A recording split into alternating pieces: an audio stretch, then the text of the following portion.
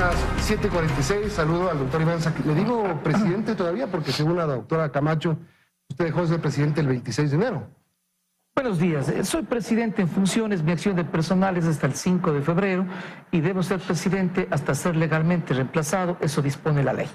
Ahora, la doctora Camacho dice que el 26 de enero, en este acuerdo que se hizo, en esta resolución para adelantar la elección, también se daba por terminadas las funciones de la presidencia. ¿Esto es así? Absolutamente falso, se puede constatar la moción y la resolución, tampoco se han adelantado las elecciones. El juez Milton Velázquez hizo una función que fue aprobada. ¿En qué consiste?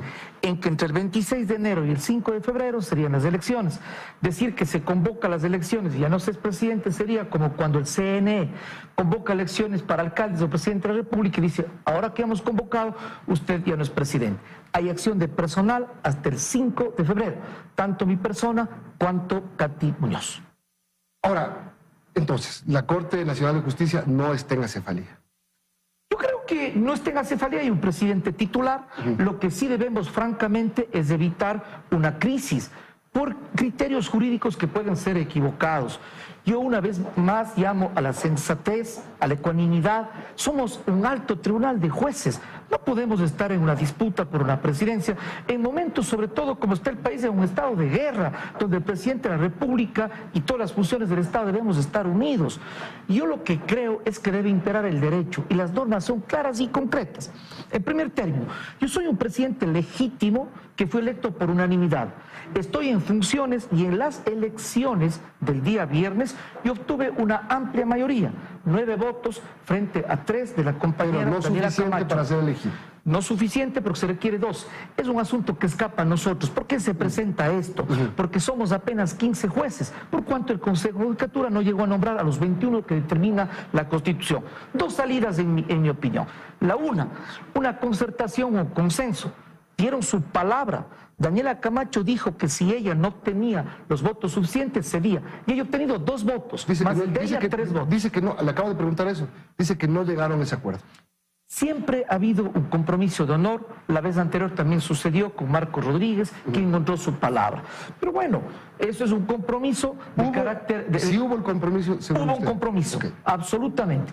Pero más allá de eso, lo cierto es de que yo públicamente manifesté que en el evento en que yo hubiera obtenido 3 votos o los que fuere, que no es una mayoría, la salida que hay es ceder. ¿Por qué? Porque ahí está una legitimación democrática. El presidente de la Corte tiene que tener una legitimación jurídica y democrática. Yo he sido electo, yo estoy por un aspecto de orden estrictamente legal y democrático. Usted ha sido electo hasta el 5 de febrero. En este momento no ha sido electo. ¿Por qué no cede usted? Bueno, yo estoy dispuesto a que podamos dialogar, no hay ningún problema, pero podemos dialogar y consensuar sobre la base de lo que dispone la ley. Yo comprendo y respeto muchísimo a Daniela, le respeto mucho, pero se debe llegar a la presidencia de la Corte por los canales democráticos y jurídicos. No se puede pretender, porque sea una aspiración, un sueño personal, que lo respeto y lo valoro, ser presidente de la Corte, porque por sobre todas las cosas debe primar el interés público antes que el personal. Hay un país que no puede tolerar que una función judicial entre en deslegitimación o crisis. El presidente de la Corte cumple importantes funciones jurisdiccionales, no solo son administrativas. Ese es el punto importante que señala la doctora Camacho, porque dice que en el 133, que ya lo he revisado hace un momento, que habla de la prórroga, dice para quienes tengan funciones jurisdiccionales, y dice que usted no tiene funciones jurisdiccionales, usted tiene un cargo representativo, entonces no le aplicaría la prórroga, dice. Qué pena tener que controvertir y decir que por favor se revise la ley. Milton, primera función jurisdiccional, habeas corpus. Que alguien diga en este país que el habeas corpus no es una función jurisdiccional, por favor, Milton. Segunda atribución jurisdiccional del presidente de la Corte, presentar ponencias para declaración jurisdiccional previa para el orden excusable y manifiesta emergencia. Tercera función jurisdiccional y una parte administrativa, pero fundamentalmente jurisdiccional, la extradición. Hoy hay pedidos de extradición. En la extradición se ordena la privación de la libertad del extraditable. Por favor, yo no quisiera incurrir en ninguna adjetivación.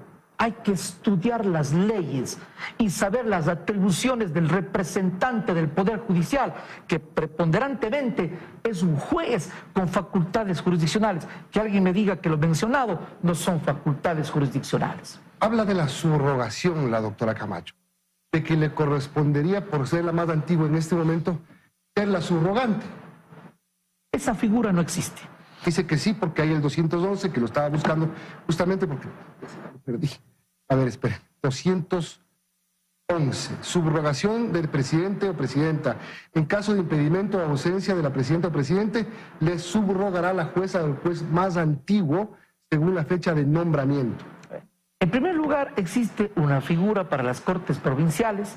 Estamos en derecho público, no se puede usar analogía, el derecho público es estricto.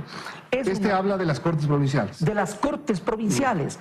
En derecho público, desde los estudiantes y obviamente los abogados, conocemos que no hay analogía, no hay interpretación extensiva, solo es lo que dice la norma. Y déjeme decirle algo más.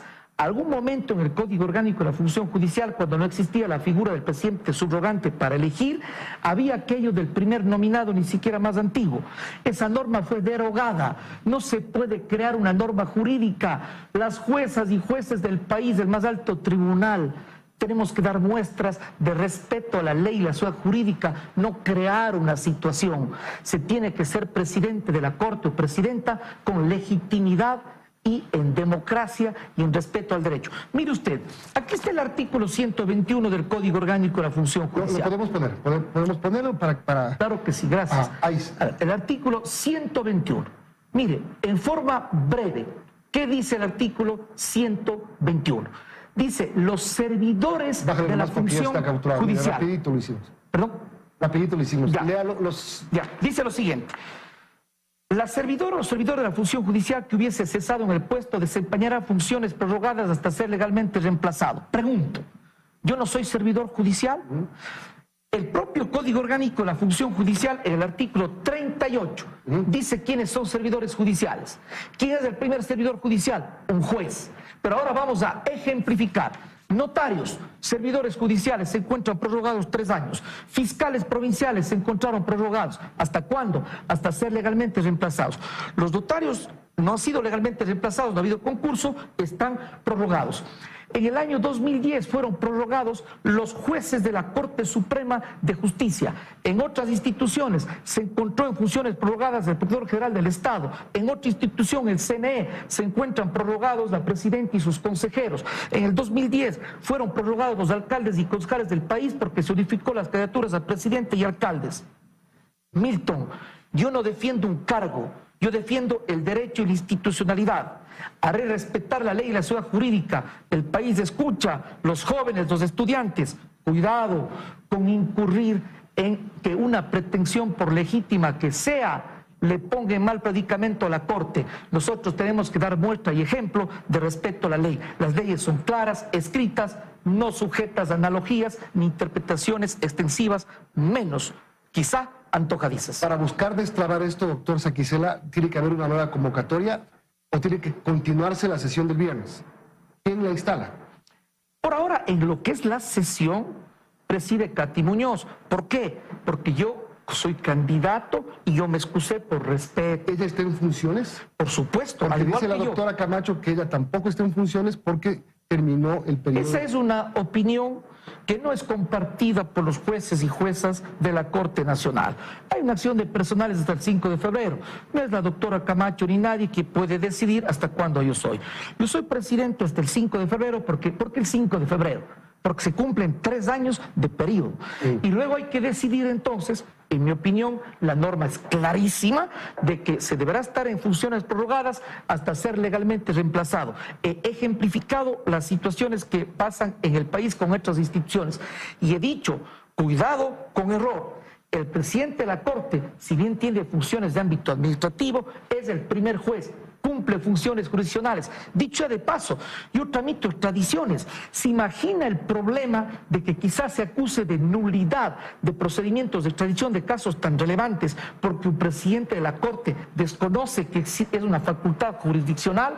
Imagínese decir que el presidente de la Corte no tiene facultades jurisdiccionales. ¿Y qué sucede cuando conozco una apelación de habeas corpus? ¿Y qué pasará con las extradiciones si se pone en cuestionamiento al titular de las extradiciones, que es un presidente legítimo de la Corte Nacional? Yo defiendo el derecho y el país. No vaya a ser que se pretenda impunidad en el caso de Metástasis, en tantos casos relevantes, que impere el derecho y el combate a la criminalidad y el terrorismo, que es lo que hoy interesa al país. Doctor, si hasta el 5 de febrero no se ha instalado la sesión y no se ha elegido, no se ha votado nuevamente, ¿el 5 usted se prorroga en funciones automáticamente?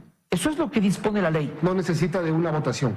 No necesito de una votación, es del imperio del derecho. Por el contrario, hay que estar claros. En el derecho se hace lo que dispone la ley. Mi pregunta es, ¿dónde establece que el Pleno de la Corte Nacional tiene que decidir un subrogante o situaciones similares? Por favor, no está en la ley. Y más todavía cuando de entrada han existido criterios incluso ventilados públicamente. Por favor, yo le digo a la compañera Daniela, quien tiene mi aprecio y mi respeto, a los demás compañeros y compañeras, no incurramos en algo que sea ilegal y que ponga en mal predicamento. Esta no es una posición política, no es una campaña política. Somos jueces, somos togados y togadas. Hagamos respetar el derecho. Respeto las aspiraciones personales, pero tiene que regir la institucionalidad del imperio del derecho. Tengo 30 segundos y tengo dos preguntas. La primera, la decisión del Consejo de la Judicatura de hacer este proceso emergente para nombrar con jueces.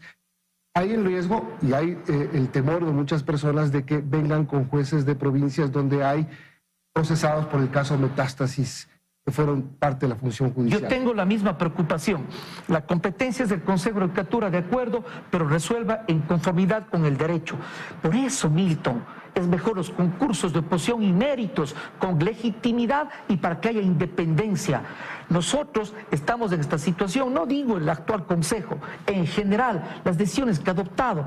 Llama a concurso para 3, 6 y 9 años, periodos diferenciados. Hace una evaluación que fue declarada inconstitucional. Hace un concurso que fue declarado nulo por irregularidades. No tenemos el número de jueces y con jueces suficientes. Por favor, necesitamos construir institucionalidad y seguridad jurídica. Esto escapa a nosotros. Y la última pregunta. Ayer el presidente le dispuso al SNAI, mediante decreto ejecutivo, iniciar los procesos de repatriación de presos extranjeros en el Ecuador. ¿Cómo se viabiliza esto? A mí me parece muy correcto. Apoyo la posición y decisión del presidente Daniel Noboa, lo hago en el COSEPE y como representante en ejercicio de funciones del Poder Judicial. Algo concreto.